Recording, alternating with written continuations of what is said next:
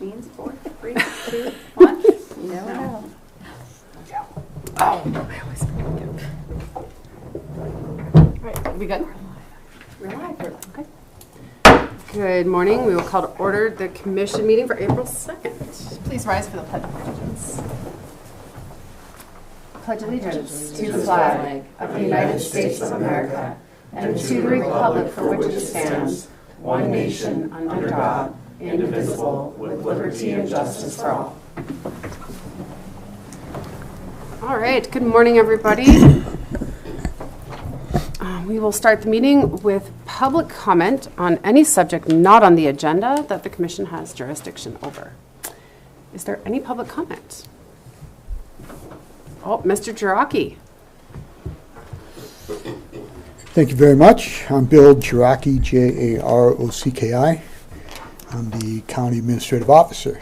I just wanted to wish you Happy Liberation Day. Oh, thank you. Thank you. Okay. And, but more importantly, I wanted to mention that a month from today, May 2nd, 30 days from now, we will have the preliminary budgets for all the departments in the county. This is we just ended the third quarter on March 31st, and we'll have our third quarter meetings with all of the departments on the current budget activity starting about the middle of the month. And so at that point, we'll be forecasting expenditures through the end of the year, and everybody will be directed to start moving ahead with formulating the budgets for fiscal year 26.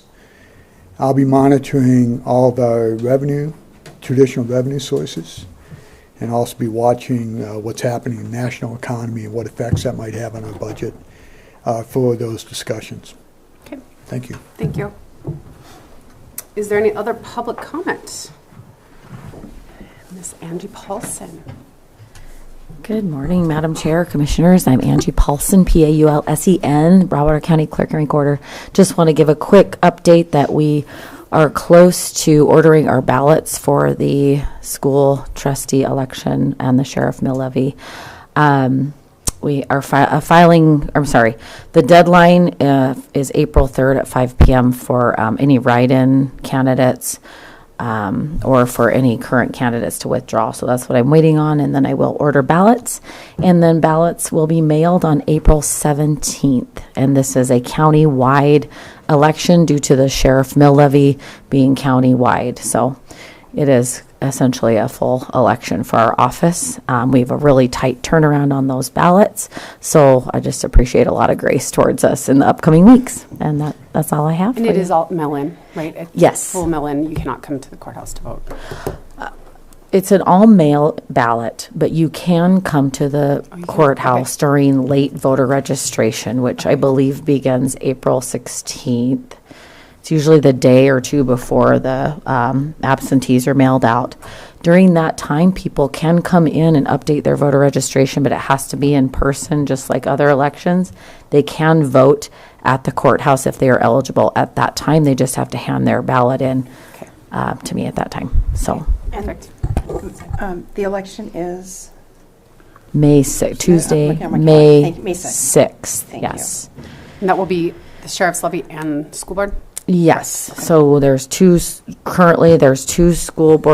one school board trustee position available for a 3-year term, and we have 2 candidates so far, but I will verify that after our deadline tomorrow at 5 p.m. And then, yes, so we have the one school board trustee position open for a 3-year term, and then we have this public safety mill levy that will be on the same ballot. Now, there is what we call the J24 school district. That's 3 Forks.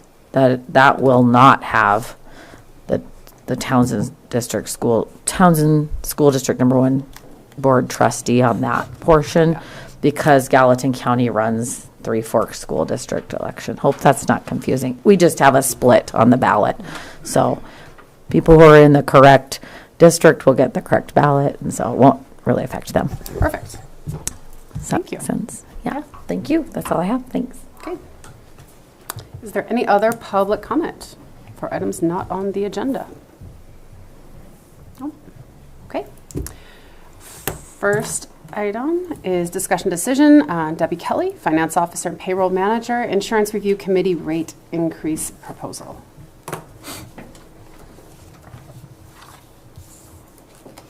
Good morning, Commissioners. Debbie Kelly, Finance Morning. Office. How are you guys today? Good, how are you? Snowy, kind of fun. Yeah. So it's been a hard one,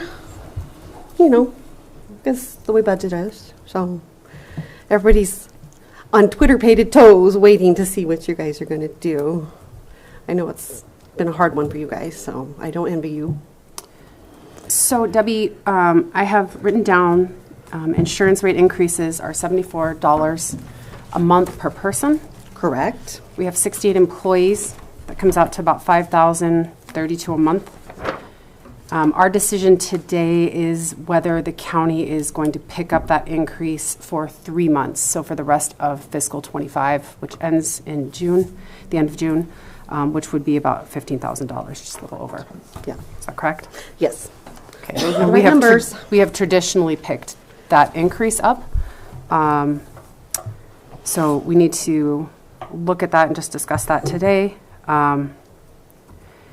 Again, we traditionally pick that up. Obviously, this year has been the highest increase ever, I believe. Well, not ever, Not ever. but it's the highest increase probably in the last 6 years, 6 or 7 years. Okay. Right after we first were eligible for the trust, there was a couple of years in a row where it was like a 10%, a 13%. Okay. But we found out that it wasn't just related to the trust, it was the whole medical insurance industry was increasing their rates for changes in technologies and Okay. that kind of stuff. So today, again, we're just discussing whether to pick this up for the next 3 months, so April, May, and June. We will have further discussions over the budgeting process about what that's going to look like for the next fiscal year for 26. Right. And how we will handle that increase. Okay. Okay, is there any discussion on this? I would just point out, correct me if I'm wrong, Debbie, but whatever decision we make now for the fourth quarter, for the rest of this year, we can make a different decision. Correct, for the because it's a new fiscal So year. whatever we do now does not dictate what we do in the future. No, that is I correct. just want to make that very clear. Correct. A lot of that stems from evaluations that we get from the Department of Revenue, the number of employees for the permissive aspect of the health coverage. Those all play a factor. Savings we might have had this fiscal year for vacant positions not filled, that has a carryover effect in what revenues we might need or how we cover the costs for the next fiscal year.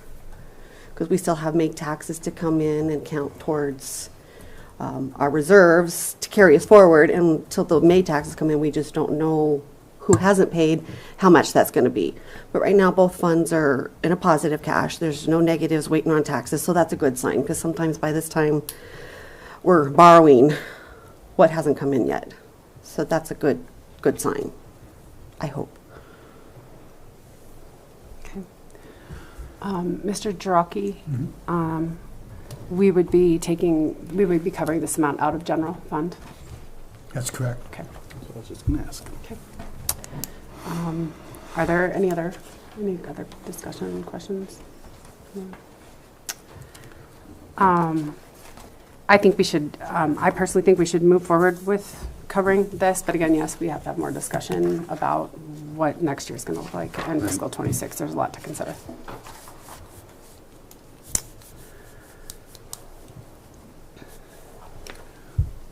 I would agree. Okay. Yeah. If there's no other discussion, does anyone have a motion?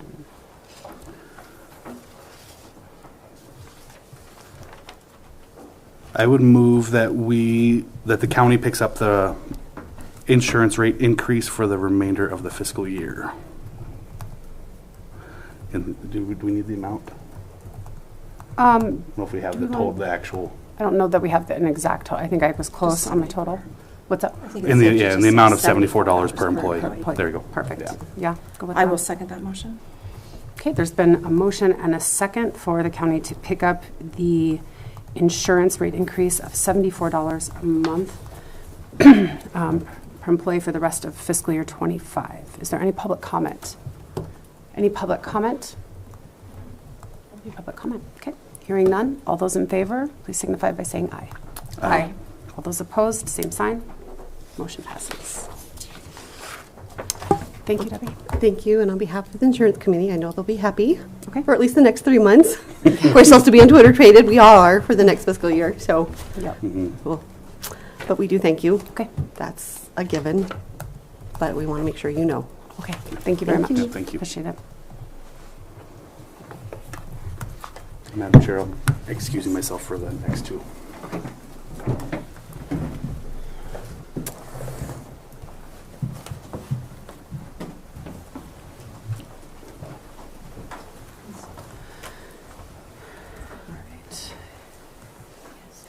All right, next on the agenda is discussion decision. Nicole Brown, Community Development and Planning Director for the Lawson Boundary Relocation Exemption Request, Section 35, Township 7 North, Range 2 East. Good morning, Commissioners. Nicole Brown, Broadwater County Community Development Director and Planner, here to present to you a boundary relocation exemption request for Mr. and Mrs. Lawson. Mr. Lawson is here present today. Should you have questions of him at the conclusion of my presentation. Surveyor Bernadette Swenson is also here to answer questions should you have specific questions regarding the survey. You should have in your possession a copy of the affidavit from Mr. David Larson and Mrs. Jamie Larson requesting this boundary relocation for 2 parcels that they are in the ownership of. You also should have a copy of the certificate of survey itself depicting this boundary relocation. So this is 2 parcels within the Sand Hill Heights subdivision. Boundary relocation statutes do allow for boundary relocations within a subdivision. Again, they own both parcels. And as you can see, there's a well on, it's depicted on your survey is amended Lot 13A, but currently that's Lot 13B, that there's a well on that parcel. That well serves the home on Lot 13A, and there is an underground line from that well to the structure, to the residence on Lot 13A. So this boundary relocation is essentially to capture that well onto the parcel with which that well is associated with the residence. So with that, I'm going to read my brief staff report into the record and then pause for any questions from you commissioners. So this is a staff report for the Lawson boundary relocation. This is to the Broadwater County Commissioners from myself. The deadline for action for you commissioners is April 11th. So should you choose to table this, you do have another week for discussions. The applicants are David and Jamie Lawson of Townsend, Montana. Executive summary. The exemption request, as presented to the Broadwater County Commissioners, is a proposal to amend 2 lots utilizing a boundary relocation exemption. Mr. and Mrs. Lawson are proposing a boundary relocation between 2 properties, both under their ownership. These parcels are currently identified as Lot 13A and Lot 13B of the Sand Hill Heights subdivision. With the submittal of this boundary relocation exemption request, Mr. and Mrs. Lawson are proposing to relocate the boundaries of the established parcels to allow the existing well to be on Lot 13A. Boundary relocation statutes. Montana Code Annotated 763207-1D provides for 5 or fewer lots, divisions made within a platted subdivision for the purpose of relocating common boundary lines between adjoining properties. Since both parcels are and will continue to be less than 20 acres in size, they will both be subject to Department of Environmental Quality review. An approval from DEQ for the existing configuration of the lots is on file in the Clerk and Recorder's office, but a rewrite from DEQ will be required for the amendment to the parcels. I want to pause here and let you know that they actually do have DEQ approval per an email that I believe you commissioners also were privy to, stating that they do have DEQ approval. Request. The owners of the parcels are requesting approval of the use of the boundary relocation exemption for 2 of their owned parcels. Location. Lot 13A is located off of Broadwater Road, a subdivision road. Lot 13B is currently a flag lot, also with direct access off of Broadwater Road. Both parcels are located in Section 35, Township 7 North, Range 2 East. These properties are approximately 3 miles east of the city of Townsend. Existing development and uses. Both parcels are residential subdivision lots with a residence on each parcel. Adjacent land use. To the north is residential subdivision. To the east is residential subdivision. To the south is U.S. highway and residential subdivision. And to the west is residential subdivision. Project uses. Wastewater. Both parcels are and will continue to be subject to review and or approval from DEQ and subject to 1736-9 of the Administrative Rules of Montana, mitigating impacts to adjacent properties. Approved septic systems are installed on both parcels. Additional review by DEQ and the Environmental Health Officer for the amendment to the parcels will be required. Access. The properties both have direct access to public roads. Since Broadwater Road is not a county road, no approach permits for additional approaches will be required. Water. Residential wells are installed on both parcels. The current well being utilized by Lot 13A is on Lot 13B. The purpose of this boundary relocation is to have the well on the amended Lot 13A. Public health and safety. No public health and safety concerns are identified at this time. Conclusion. Pursuant to 76.3.2071 MCA, which states, unless the method of disposition is adopted for the purpose of evading this chapter, the following divisions or aggregations of tracts of record of any size, regardless of the resulting size of any lot created by the division or aggregation, are not subdivisions under this chapter, but are subject to the surveying requirements of 76.3.401 for divisions or aggregations of land other than subdivision, and are subject to applicable zoning regulations adopted under Title 76, Chapter 2, Subitem D, for 5 or fewer lots within a platted subdivision, the relocation of common boundaries. No structures are being transferred through this proposed boundary relocation, only a residential well. There is an existing 60-foot wide road easement along the northern boundary of both parcels, with 30 feet being on these properties. And that concludes my report. Thank you.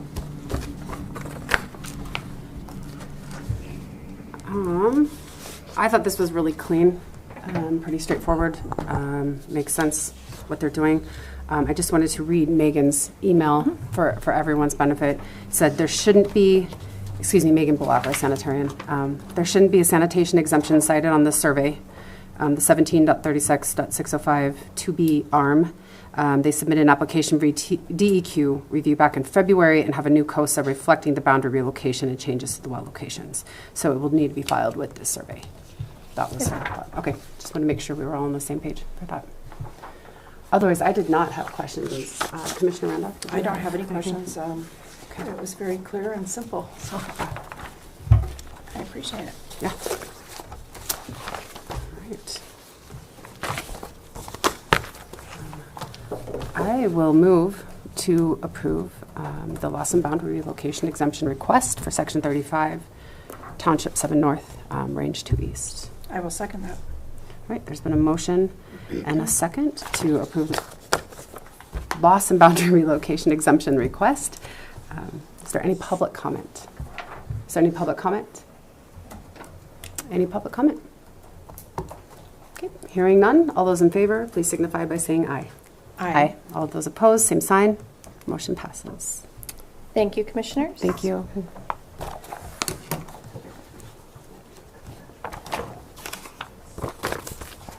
David, thanks for coming. Thank you. Yeah.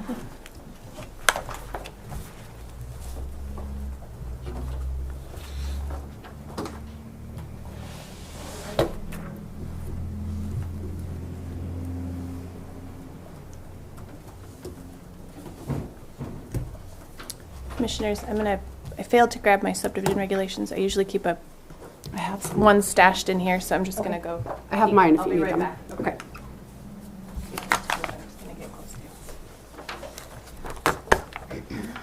Excuse me.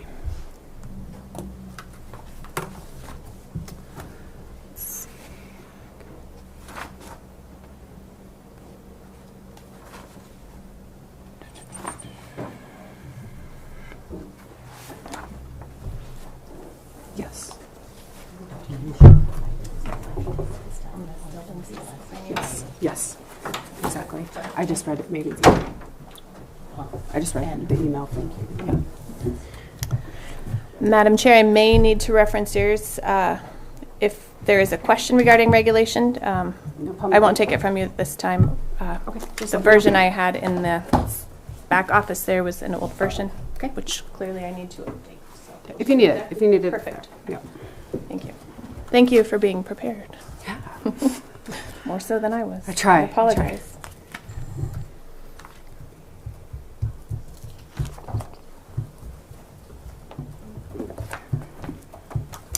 Okay, next on the agenda, sorry. Discussion decision, Nicole Brown, Community Development Planning Director. Counts Hay and Cattle Minor Subdivision Prelim Plat Request, Section 9, Township 7 North, Range 3 East. Perfect. Thank you, Madam Chair. Nicole Brown, Broadwater County Community Development Director and Planner, here today to present to you the Counts Hay and Cattle Minor Subdivision. This is a one-lot minor subdivision. This parcel currently has an agricultural exemption in place. The only way to lift an agricultural exemption to allow for private residential use is to submit a subdivision application. So that's why it is a one-lot minor subdivision. Again, why this is being presented to you today. Mrs. Counts is present today, as well as the surveyor. So if you have specific questions of them at the conclusion of the reading of my findings of fact and order report, I will step aside and allow you to ask them questions.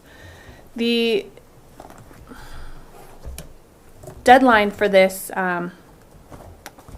we did pause. I'll get to that in the staff report, but I just want to point out that there was a brief pause because there was a question on some of the materials in the subdivision application. So Mrs. Counts presented a full and completely sufficient application to my office. It was missing one map in the planning board binders. So there was a brief 5 working day pause that happened there. I just want to be very, very clear. This was not new information that was submitted. It was information that was included in my submittal. It simply did not make it to the copier to be placed in the planning board book. So it was just the missing item of one map, thus the 5 working day pause before the planning board was able to reconvene. So I just want to make sure that that's very, very clear. It was not new information.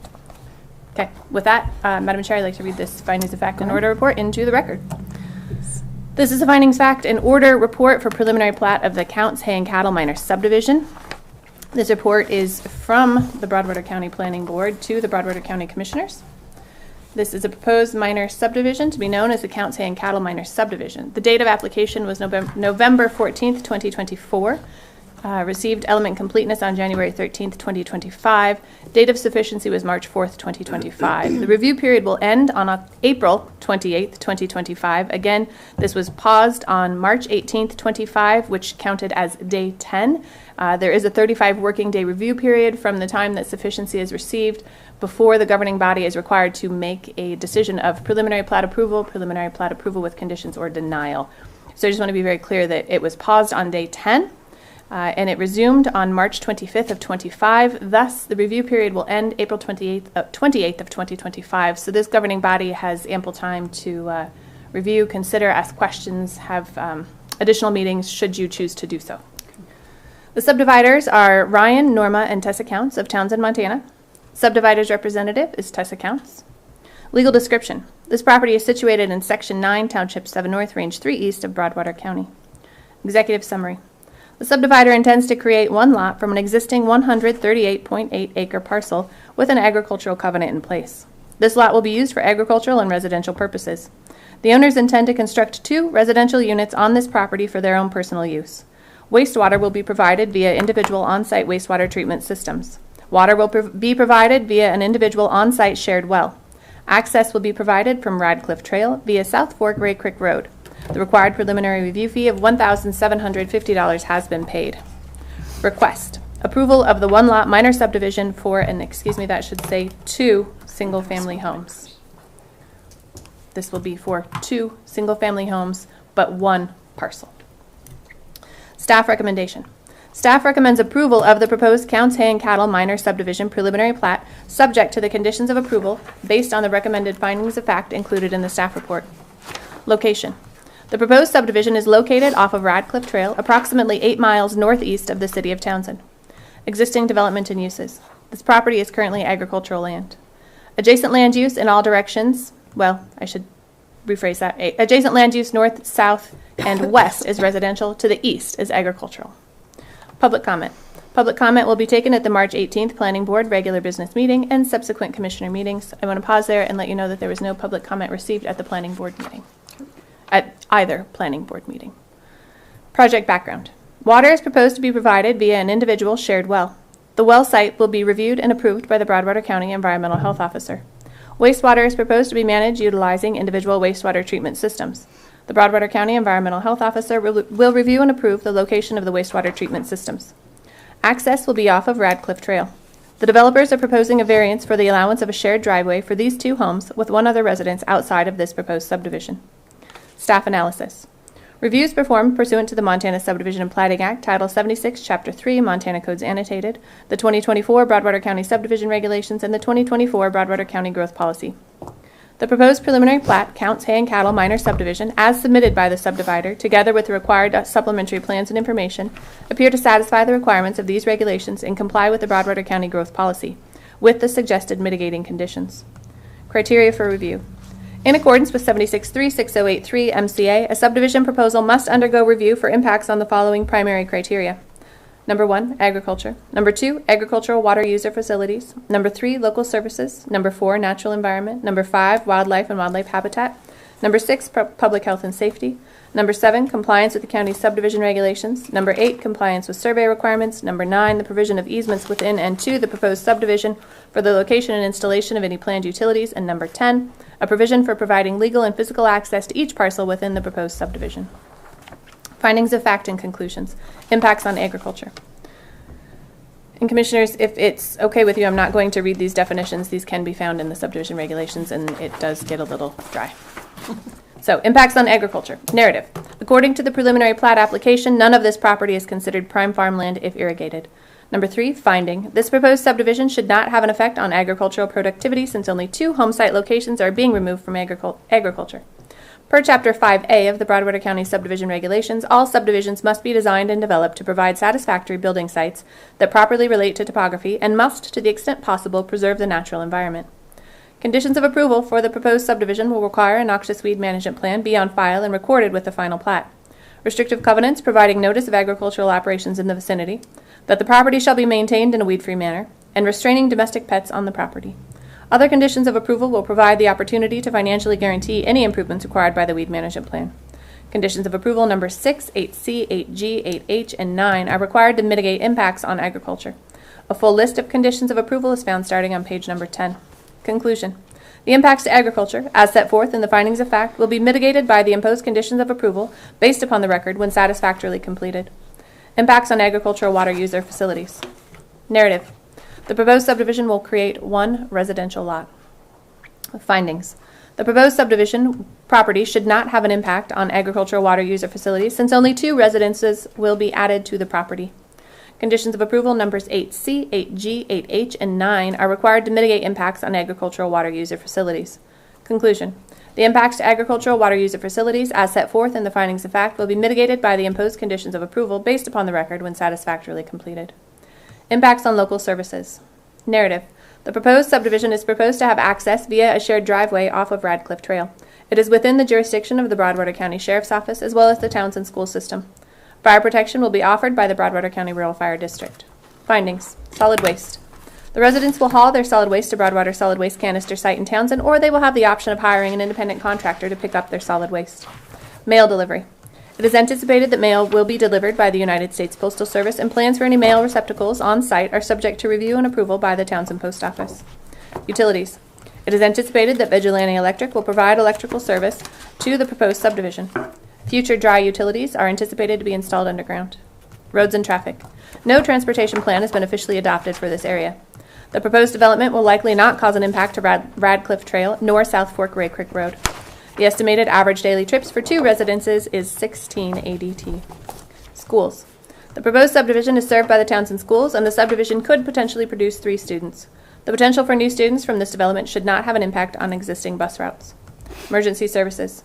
The proposed subdivision is within the Broadwater Sheriff Department's jurisdiction. Due to the rural nature of this subdivision, response times for emergency services could be longer than expected. Fire services. The proposed subdivision is located within the Broadwater Rural Fire District. The nearest firehouse is the Duck Creek Fire Station, an unmanned volunteer firehouse. The subdivider will need to propose a fire protection plan for review and approval by the Broadwater Rural Fire District prior to final plat approval. However, the developer has requested a variance from providing a fire protection plan. The variance request will be presented to the governing body for decision prior to granting or denying preliminary plat approval. This variance request can be found in the preliminary plat application as item number 33. Conditions of approval numbers 4, 5, 7, 8B, and 10 are required to mitigate impacts on local services. Conclusion. The impacts to local services, as set forth in the findings of fact, will be mitigated by the imposed conditions of approval based upon the record when satisfactorily completed. Impacts on the natural environment. Narrative.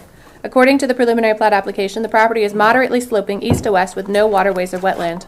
The proposed subdivision is outside of the FEMA mapped 100-year floodplain. Findings. The property is located within the Intermountain Seismic Belt that extends through western Montana and frequently produces small earthquakes and has previously developed some major earthquakes. Property damage and risk can be minimized with construction techniques and earthquake planning. Per Chapter 5B of the Broadwater County Subdivision Regulations, the design and development of subdivisions must provide satisfactory building sites which are properly related to topography and must, to the extent possible, preserve the natural environment.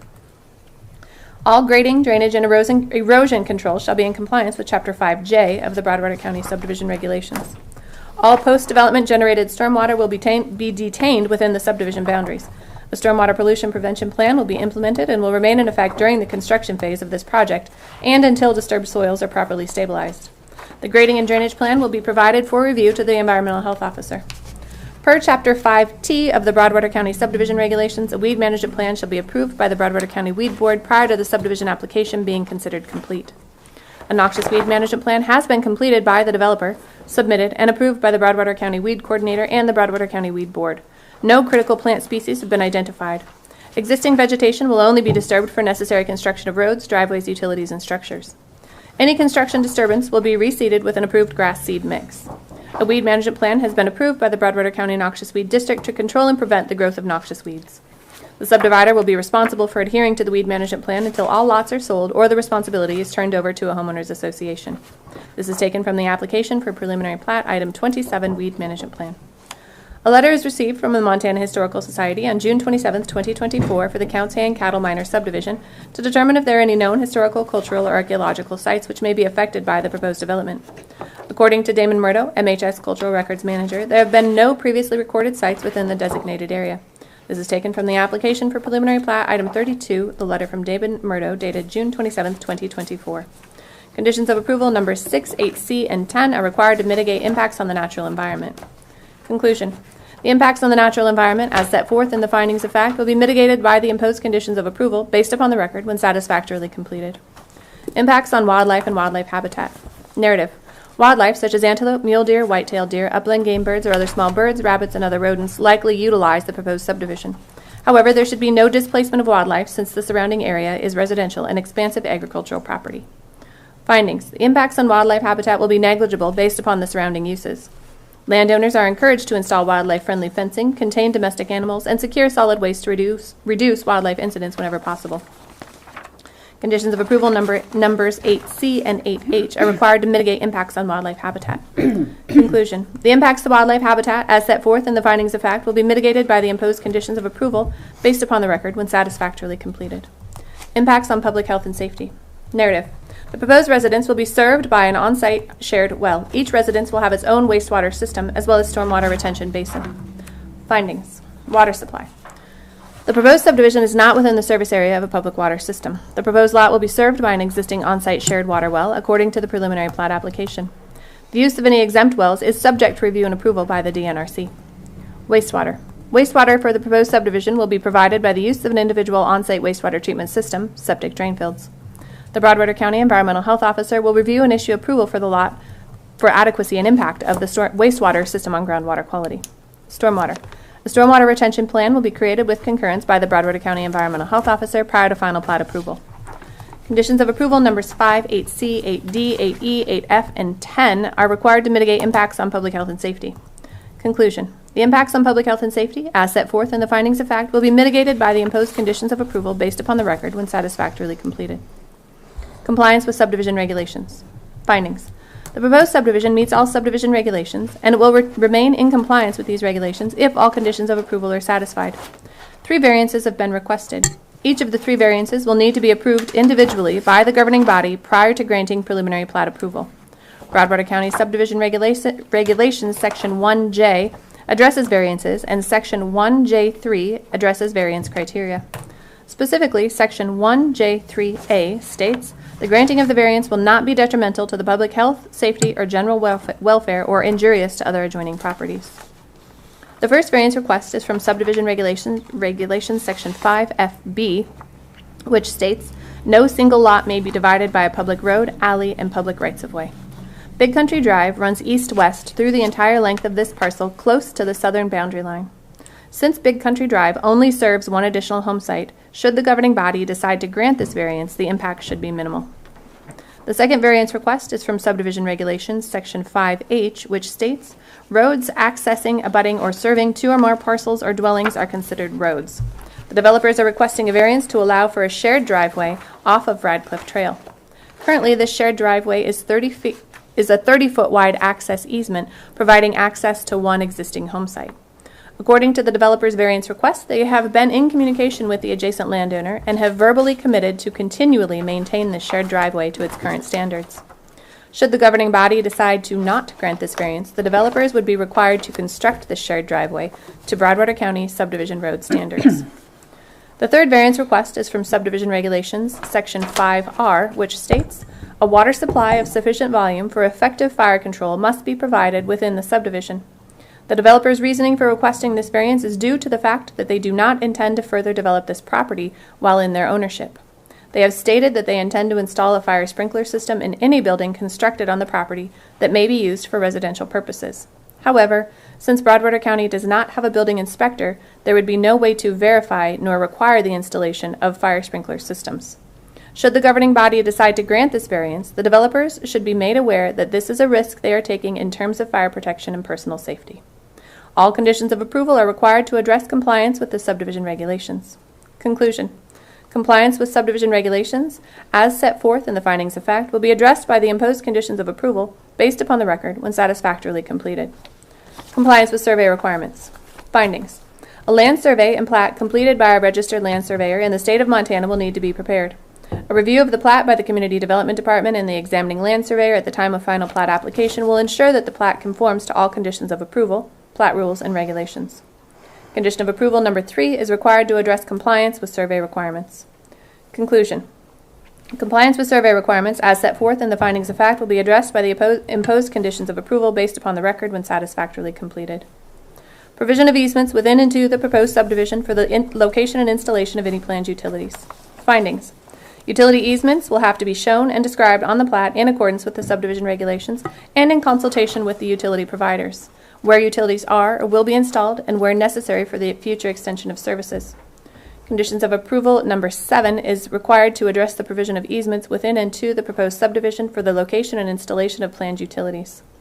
Conclusion. The provision of easements within and to the proposed subdivision for the location and installation of any planned utilities, as set forth in the findings of fact, will be addressed by the imposed condition of approval based upon the record when satisfactorily completed. Provision of legal and physical access to each parcel within the subdivision. Findings. Legal and physical access to the subdivision is provided via Radcliffe Trail, which is a privately maintained public road. Therefore, no approach permits are required. Condition of approval number 7 is required to address the provision of legal and physical access to each parcel within the proposed subdivision. Conclusion. The provision of legal and physical access to each parcel within the proposed subdivision, as set forth in the findings of fact, will be addressed by the imposed conditions of approval based upon the record when satisfactorily completed. Recommended conditions. The Council and Cattle Minor subdivision is recommended for approval with the following conditions. Number 1, any and all adopted state and county requirements and standards which apply to this proposed subdivision must be met unless otherwise waived for cause by the governing body. 2, plans for sewage treatment and water supply shall be submitted to the Broadwater County Environmental Health Office for review and approval. The letter of approval shall be filed with the final plat. All specifications in the approved plan shall be met. Number 3, the subdivider will be required to submit the preliminary and final plat drawings in electronic format to Broadwater County in ArcGIS, AutoCAD, or MicroStation format. Additional materials may be requested by the county in electronic format to facilitate review of application materials. Number 4, plans for the location and installation of individual mailboxes shall be reviewed and approved by the United States Postal Service prior to installation. The subdivider shall submit documentation from the United States Postal Service verifying their review and approval. When required, the subdivider shall provide an off-street area for mail delivery.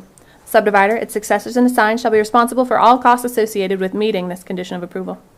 Number 5, prior to submitting the final subdivision plat application, the applicant shall complete a fire protection plan for the purpose of furthering fire protection. The fire protection plan shall be created with concurrence by the Broadwater County Rural Fire District.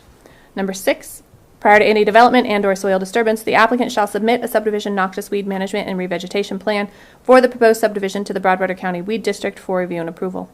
All specifications and requirements of the approved plan shall be met at the cost of the applicant.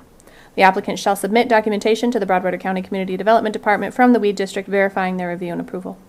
Number 7, the final plat shall be prepared in accordance with the applicable state survey requirements, Montana Subdivision and Plating Act survey requirements, and the county subdivision regulations. Subitem A, all existing and proposed utility easements on the subject property, and B, all existing access and utility easements adjacent to the subject property. Number 8, the book and page reference to the restrictive covenants filed with the county clerk and recorder shall be indicated on the face of the final plat. In addition, the foregoing restrictive covenant shall be placed upon the property and shall provide for the following. A, notice is hereby given that all lots shall be used for residential purposes only per the subdivision application. B, notice is hereby given that each owner of any lot, by acceptance of a deed therefore, whether or not it shall be so expressed in such deed, waives the right to protest joining or the amendment of a rural improvement district for the installation, maintenance, preservation, and repair of the following: roads that provide access to the subdivision, stormwater improvements for the subdivision, fire protection improvements for the subdivision. C, notice is hereby given that each lot shall be maintained in a weed-free manner, and a noxious weed and revegetation plan has been prepared for the subdivision and is on file with the Broadwater County Clerk and Recorder's Office.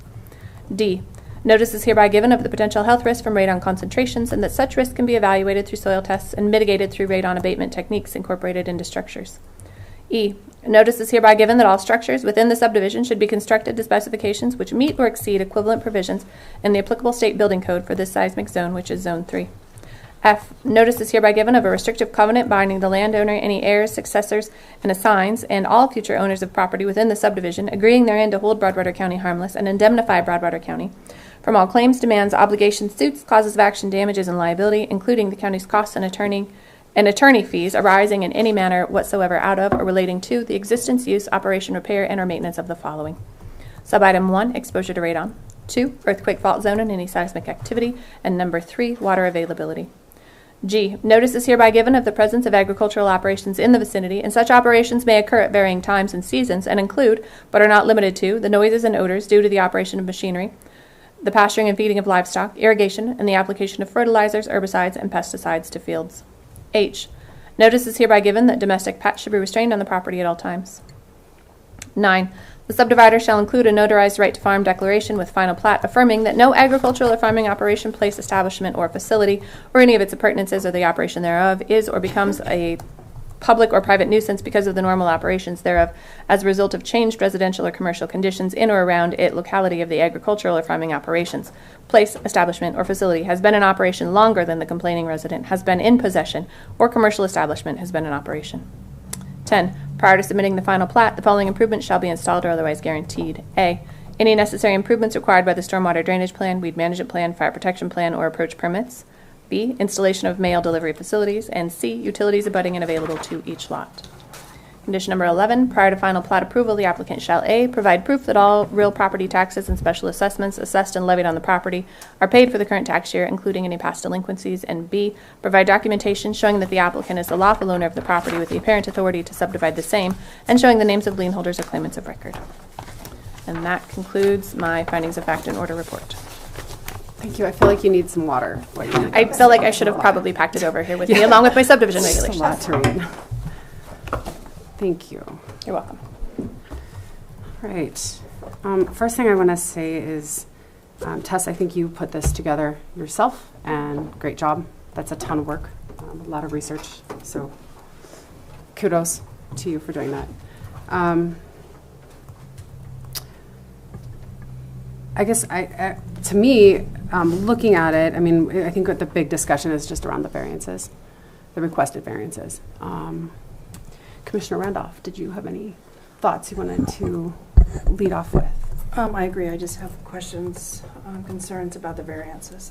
Everything else looks good. Okay, well, let's go through them one at a time. How about that? We'll start with the first one. First variance request.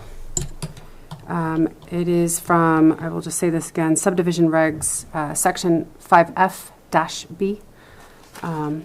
No single lot may be divided by a public road, alley, and public rights of way. Looking at this road has been here, it's there, and I look at it as it's in a place of, it makes sense. You couldn't put it further south to the boundary because it's a no-build zone, and this is not even a road that is being used by you. It would be it's for someone who's already there using that road. So I don't know, there's nothing as far as dividing the lots. Anything to the south of that, it looks like it's just a hillside. You can build there anyway. There would be no way to place a road further south. What are you thinking on that one? I agree. The negative impacts are minimal, if any at all. No plan, I mean, not going to be increased use. There's nothing going off of that road. I wasn't concerned about that one. And I just want to be clear too, we aren't going to vote on all these today. We're just going to have a discussion on these, and then we will continue the conversation next week. We can't do it next week. You are gone. Oh, that's right. The following week. Okay. That's Great. For the record, I'm at a Board of Health confluence. Not just going away for fun. I think the variance we just discussed is a good example of when a variance will work. Yes. There's a time and place for it. So I'm fine with I am the too. Big Country Drive. Question to you, Nicole. For approving the variances, is that something we need to do, like individual motions on each variance before we like approve or not approve the subdivision prelim plat? Madam Chair, yes, the procedure would be that you would take each of these variances individually. You wouldn't want to lump them all in together because they are three very separate variances. So you would take a vote on each individual variance prior to granting preliminary plat approval with conditions, or denial. So because obviously if the variances are not approved, that changes the conditions of approval potentially. Okay. So yes. Did Okay. that answer your question? Yes, you would vote I think individually. today, so like today, could we vote on that first variance, since we both seem to have a consensus on that, and kind of get that off of our list? Or does that need to wait until the time which we're ready to vote on the full prelim plat? Madam Chair, my follow-up question would be, what does your agenda say? I believe it says discussion and decision. Yes, so yes, you absolutely could vote on that at this very moment. Okay, would you like to do that, or do you think that's confusing? Just on the one variant, the On first the one- the variance that first we variance. just discussed. I'm fine with that. Individually. Yeah.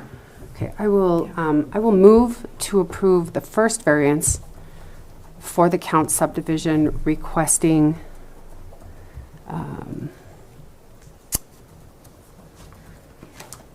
I guess what are the words I'm looking for here? Granting the variance for Big Country Drive to stay as is.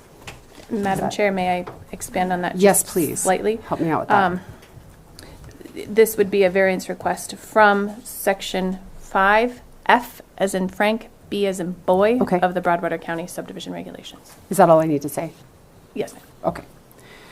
All right. Move to approve the first variance request from subdivision regulation section 5F-B for Big Country Drive. I will second that motion. Okay. Okay, there's been a motion and a second to approve the first variance request from section 5F-B in the Broadwater County subdivision regulations, to approve Big Country Drive. Is there any public comment?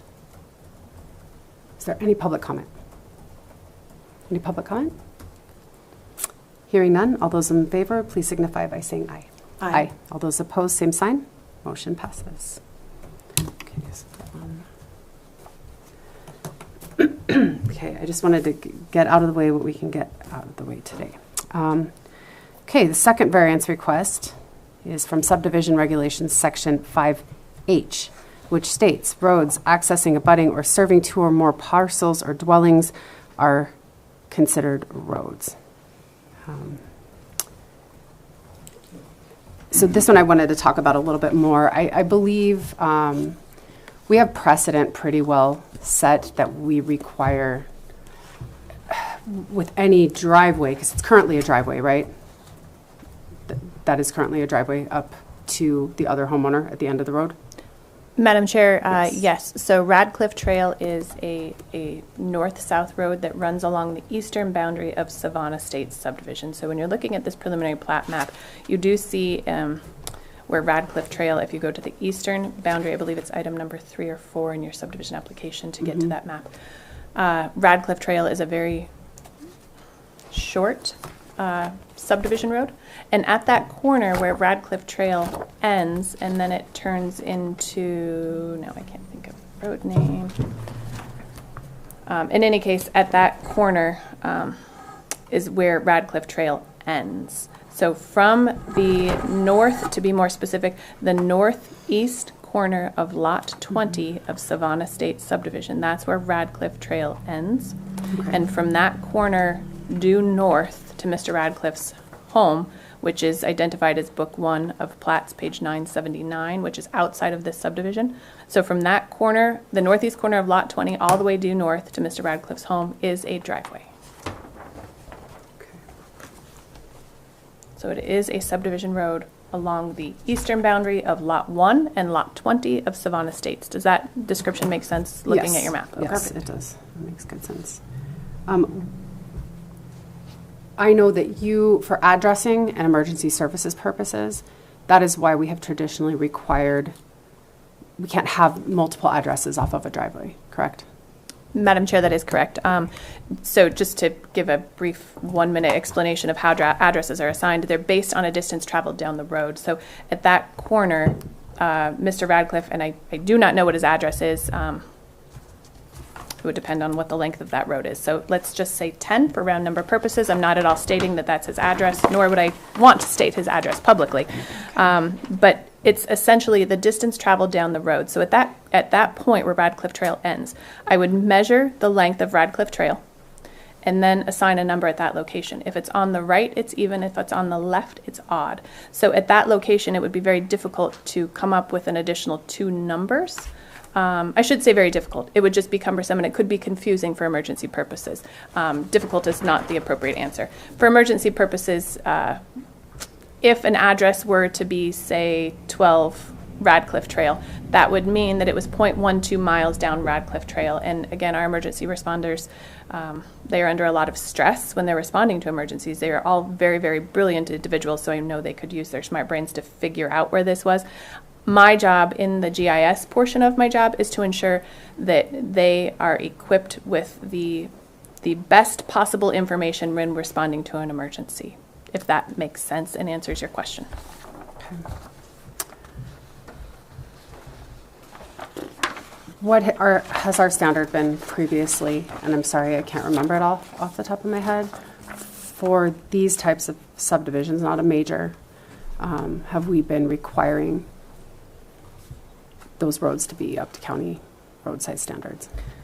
Madam Chair, to answer that question, again, it's a little bit bigger than just a quick answer, so I'm sorry, I'll do my best to make this brief. Sorry. These subdivision regulations that are in place were adopted in September of 2024. This is the first subdivision that you are seeing for preliminary plat approval utilizing the September 2024 Broadwater County subdivision regulations. Right. These subdivision regulations amended the driveway standard to state no more than 1 lot per driveway. Our previous subdivision, Broadwater County subdivision regulations allowed for no more than 2 residences on a shared driveway.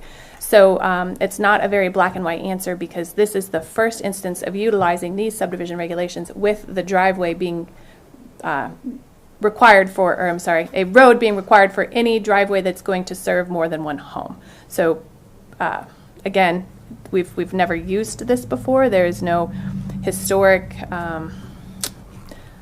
use of this variance request. Okay, thank you. But previously, the subdivision regulations, I'm sorry, the previous subdivision regulations allowed for not more than 2. And the reason for that being emergency services, number 1, making sure that we're keeping our emergency responders safe, our residents safe. And then number 2, for the maintenance of driveways, we have no provisions for the maintenance of driveways. And as you commissioners have been here, all 3 of you have been here long enough to realize that there are some issues that come to you commissioners and our road department, even if they're not county roads, but about shared driveways and who's maintaining them. So again, while that's not a county function, that's another reason why we don't necessarily typically allow for shared driveways. And that's why the subdivision regulations were amended to say a driveway is for 1 home only. Are we allowed to ask for, I can't remember, I apologize. Are we allowed to ask for a written agreement? Should there be some type of driveway maintenance worked out? I don't remember if we can do that. Madam Chair, there's nowhere in the regulations that would defend that ask. So while you can make the ask, I'm not giving you legal advice, and with the absence of our attorney Bratcher to be present to assist you with that legal advice, there's nowhere in the regulations or Montana Code annotated that I would point you to say you can include that as a condition of approval. Okay.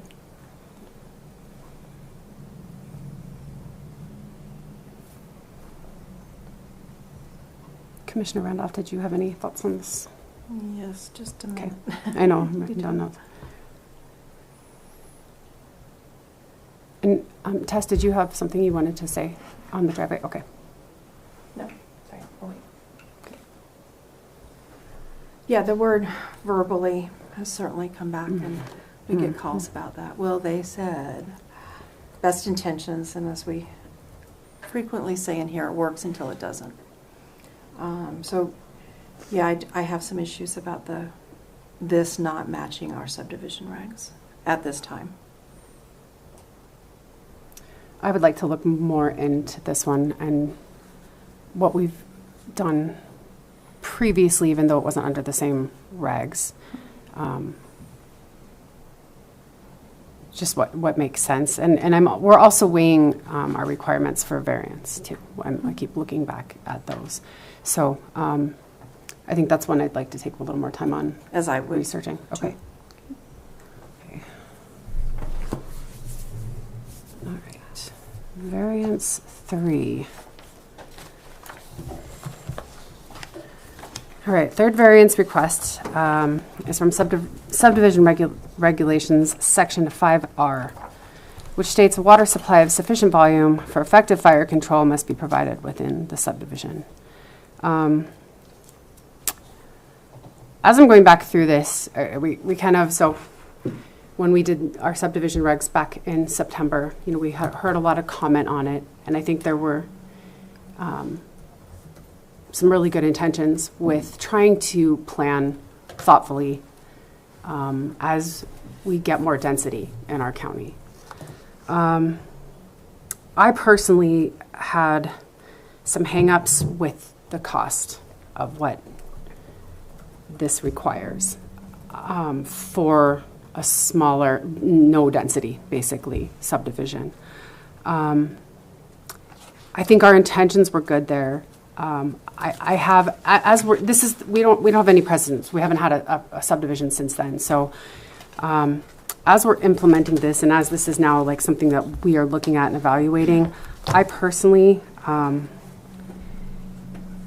have some issues here, and I want with the request, and not with the request, excuse me. I just with having to have a variance for this. So there is more that I want to look into on the legal end with the fire regulations. I'm hung up on the fact that I think this is a really, really expensive cost, and I know I'm sure there's people in the room that are like, yeah, we said that, but I think there's ways we can do this. And more discussion to be had on this. Now that we're implementing it again and seeing firsthand what the variance process is, there's a lot to it. And where we are allowed to come in as commissioners to evaluate a variance request is an awkward position. It's kind of the timing of that is funky in the subdivision process. So really the applicant has to go all in and then hope that variance gets passed after the fact. And I would like more time to look at this on that third variance request for the fire regulations. Commissioner Randolph, what are your thoughts? Yeah, I would too. I did extensive reading about this last week. And I actually looked at other county subdivision regs and compared them to ours. What we have, though, is right now what our regs are as of the date that they were approved or amended, I guess. A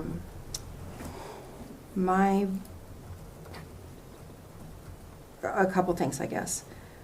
I don't understand the fire sprinkler system in the homes, since we don't have a building inspector. There's no way to assure, and I'm not saying these people would not do that, but there's no way to make sure that that has been done. And because of the location of this, and I have gone to a lot of fire, Forest Service and DNRC meetings this year.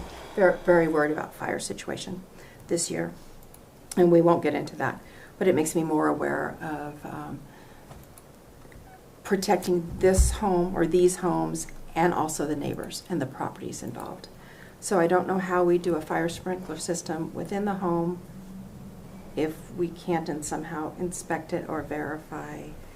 And I don't think I've ever seen a home with a sprinkler system in it. So I need to learn about that as well. So yeah, I need a lot more, or some more reading on it. And it says, I'm trying to find where I wrote it. On page 9 of the staff report, should the governing body decide to grant this variance, the developers should be made aware that this is a risk that they are now taking in terms of fire protection and personal safety. And again, it's more than personal safety. It's about the entire area if there is a fire. So yeah, I want to do more reading and comparing. It's a struggle because it doesn't meet our subdivision regs. We are just approved one variance, so variances can be approved. But I just need to make sure they're in the best interest of all involved. So I'm not ready to make a decision today. No, not at all. I would kind of like, again, I want to look into this more, kind of multi-level. Yeah, so I think we'll take a little time. I apologize that I'm not going to be here next week. I've got that Board of Health conference that I have to go to. But we will pick it up the week after that. I will, in the meanwhile, do some more research as well, and as will Commissioner Randolph. And look into that more. Did you have any? Oh, you're looking to get the dates. Thank you very much. So that would be It's like the April 16th 16th agenda. Oh, 16. Thank you. And then even then, I think we have another week. I don't want to delay it any longer. No, not if we don't have to. That's not the goal at all.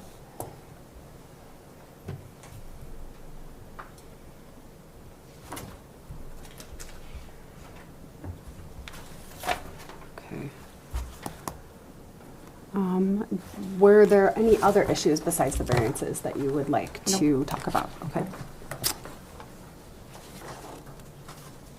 I didn't have anything else. Was there anything else you needed to bring to our attention, Nicole, in this process? Or anything else we need to do if we're waiting, or we're waiting? That's doing some more Madam Chair, research. sorry. No, nothing additional to bring forward for your consideration. Clearly, the variances were the biggest consideration, the largest consideration by this board. Unless you wanted to add any conditions of approval, eliminate any conditions of approval, or amend any conditions of approval. But the planning board, just to inform the public and for a refresher for you commissioners, the planning board cannot consider variances, which is why you do not have any recommendation on these variances. MCA and our Broadwater County subdivision regulations are very clear. Variances can only be considered by the governing body. So while, of course, we can read them, we can look at them, discussion, but there's no recommendation from staff, no recommendation from the planning board. The weight of making those decisions falls solely on the commissioner's shoulders. But we do have good variance, a good section on variance in our subdivision regulations for variance criteria, what is allowable, what is not allowable. So, and as staff, I certainly will be available to assist you with having any conversations you want regarding variances. Okay. But no, Madam Chair, to answer your question, nothing of major glaring importance that I want to bring to your attention regarding this project. Okay, thank you. You're welcome. Tess, did you have a I'll step comment? aside.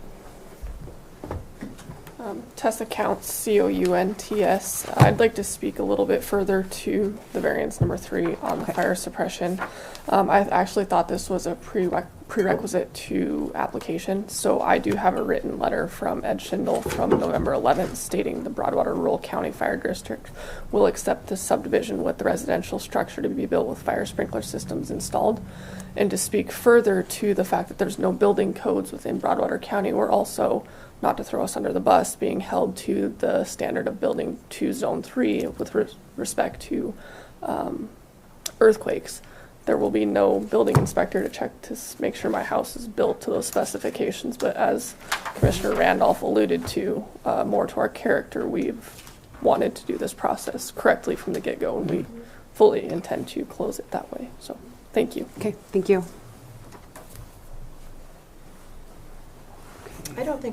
I don't have a copy of that letter. Do you? I'm sorry, put you on the spot.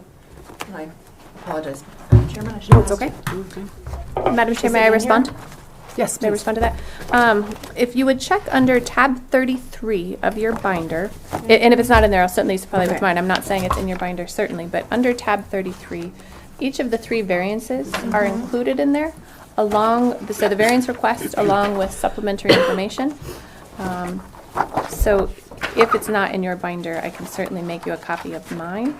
If you would, that'd be Of great. my, I don't have it. yeah. I don't have the letter Okay. from Mr. Schindel. Okay. Or I Um, don't see it if it's in there.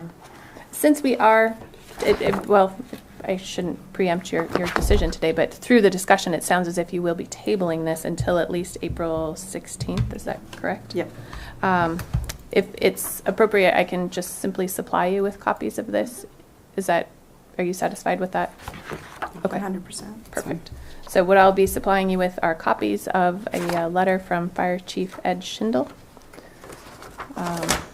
dated November 11th, 2024. Thank you. Yes, you're welcome.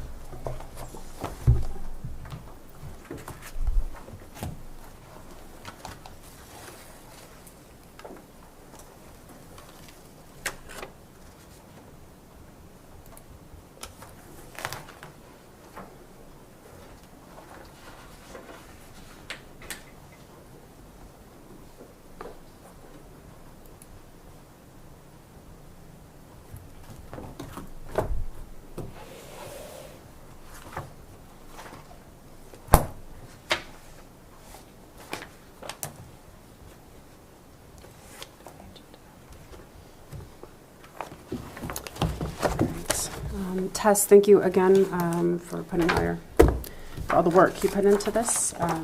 It's a lot.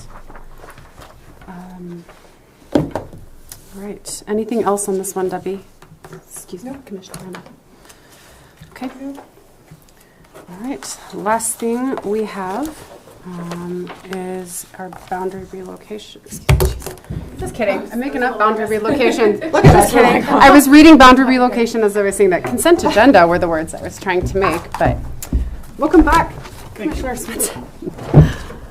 So Commissioners, just for clarification and for the benefit of the public, I'm sorry, I didn't mean to interrupt. I just want to ensure this will be on the April 16th agenda, just Correct. so everyone is aware this is on April 16th. We will have no commission or this will not be on the commission meeting next Wednesday. There will be a meeting, but it will not be on the agenda. It will be on April 16th. Correct. Perfect, and I will get you There copies. will be a commission meeting. There will be next- one, yes, I'm next sorry. week, But Okay, perfect. Thank you. Thank you. All right. Okay, so for consent agenda, the first thing we have, we just received this yesterday, and they're asking for a response before we have another meeting. This is a letter from, thank you, ladies. thank you, Regional Detention Center admin. They are asking if we want to continue with basically letting the region hold grant funding. So we are part, Broadwater County is part of the North Central region. There's a grant for that North Central region through the Montana Board of Crime Control. Last year the region was allotted $130,209 for fiscal 25-26. The same allotment the last few years. And I'm just reading this. So she may have meant 24-25. 6 years ago, the regional commissioners voted to zero out the region's county budgets and place all grant funds into the regional juvenile detention center to assist in maintaining the daily rate. So when, in talking to Sheriff Rouser, when we get inmates, juvenile inmates, they will usually take them to this regional detention center. The cost of holding juveniles is very expensive. And so through the regional detention center, we use this grant fund to help with that cost. They just wanted to know if we would like to continue what we're doing and having the regional center maintain the grant funds, or if the counties want them individually. It sounds like Sheriff Rouser thinks we should just continue what we're doing and let them manage those funds. So we will just need a vote on that so I can give them an answer. And I would just add, Madam Chair. Yes, please. Housing juveniles is a very different situation. Yes. That staff needs different training than our detention officers. So we're very lucky to have this so close. Yes, it's considerably more expensive than an adult, according to Sheriff Hauser. So I think we would be voting on whether to maintain the grant funds at the regional facility, or if we want the funds distributed among the counties in the northern region. So that would be the motion.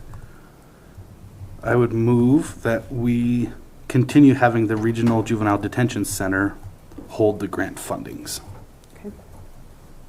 Do you want to put the dollar amount in there? It's a total, the total is 130. 130 or 130. something, yeah. 130,209. 209. Yeah. In the amount of $130,209. I will second that. Okay, there's been a motion and a second to have the Regional Detention Center maintain the grant funds of $130,209 at the regional facility. Is there any public comment? Any public comment? Any public comment? Okay, hearing none. All those in favor, please signify by saying aye. Aye. Aye. All those opposed, same sign. Motion passes. Thank you. Okay, we have some minutes to approve. We have minutes from March 19th and March 26th.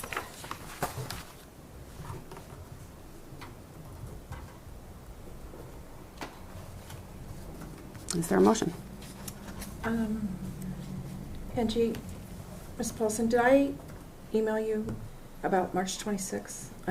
Okay, but there's one outstanding one that I, okay, I just, You're The waiting. 12th. the 12th, okay. Correct. Yes. You, Thank you. you and Lindsay both. Okay. I would move to approve the minutes for March 19th and March 26th.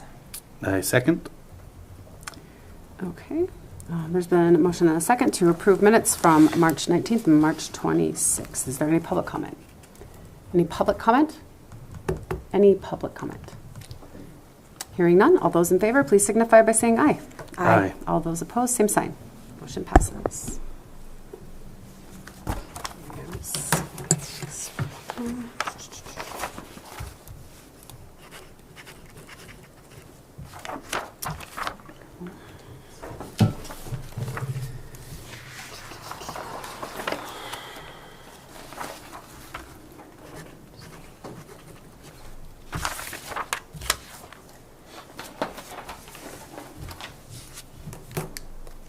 All right, we have some claims.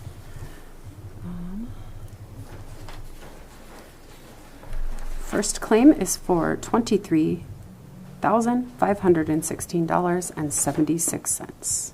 I would move to approve the claims in the amount of $23,516.70. 76. 76 Yes. cents. I second that. Okay, there's been a motion and a second to approve claims for $23,516.76. Is there any public comment? Is there any public comment? Any public comment? Okay, hearing none. All those in favor, please signify by saying aye. Aye. All those opposed, same sign. Motion passes.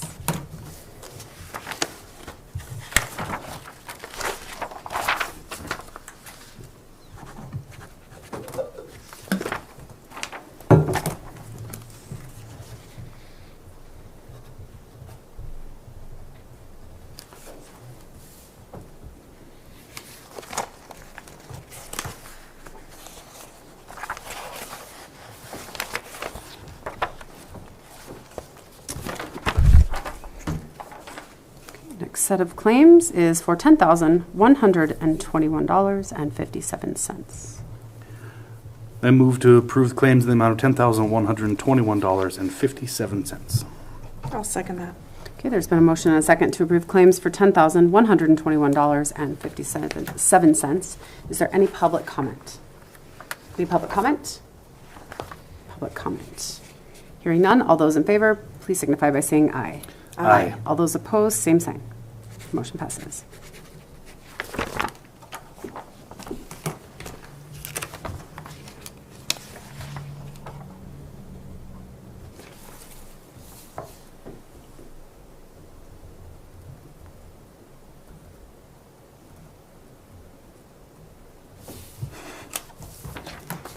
Thank you. Okay, next one is a payroll claim for $265,404.79. I would move to approve the claims in the amount, the payroll claims in the amount of $265,404.79. I will second that. Okay, there's been a motion and a second to approve payroll for $265,404.79. Is there any public comment? Any public comment? Any public comment? Hearing none, all those in favor, please signify by saying aye. Aye. All those opposed, same sign. Motion passes.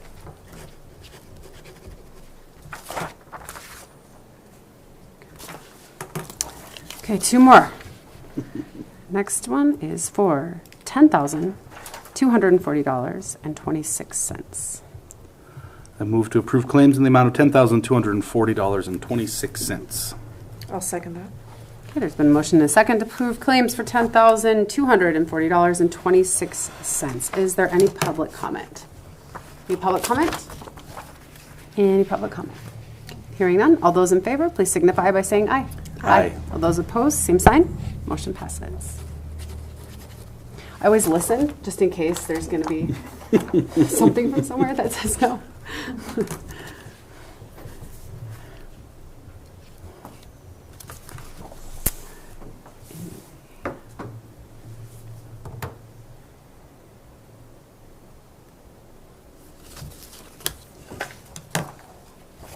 Thank you.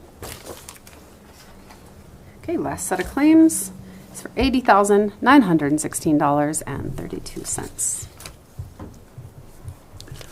I'll move to approve claims in the amount of $80,916.32. I'll second that. Okay, there's been a motion and a second to approve claims for $80,916.32. Is there any public comment? Any public comment? Any public comment? Hearing none, all those in favor, please signify by saying aye. Aye. All those opposed, same sign. Motion passes.